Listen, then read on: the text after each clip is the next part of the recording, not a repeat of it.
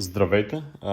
Днес искам малко да ви разкажа за Кътинския манастир, по-точно малко за панорамата над манастира, как се стига до там, нали, как да се ориентирате по-добре в панорамата, за да разберете максимално най-много за мястото, за манастира и така.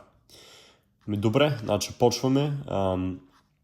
Тук виждаме манастира, Свети 40 мъченици. Тук е кац нагоре на хълма.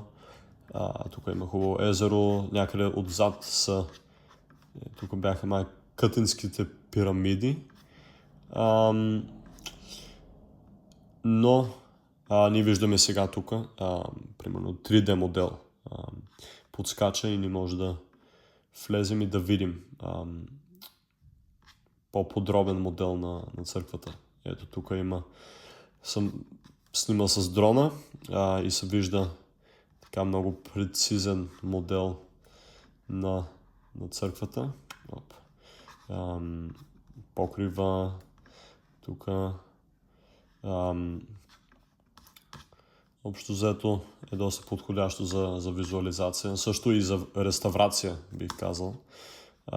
Ако има нужда от някакъв ремонт, примерно тук ще знаят точно как изглежда, какво да променят, какво да направят в ремонта. Връщаме се в 3D 360 панорамата по-скоро и виждаме, може да влезем в Facebook страницата на манастира. Тук има някакви новини.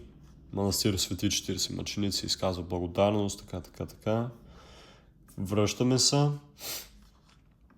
Тук има видео за манастира, което съм направил.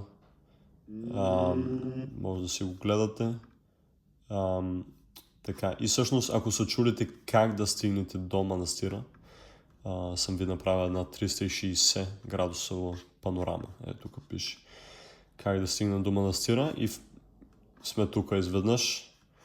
И това са такива основни ориентири. Това е Кътина селото, това е Курило, София 20 км, т.е. е доста наблизо.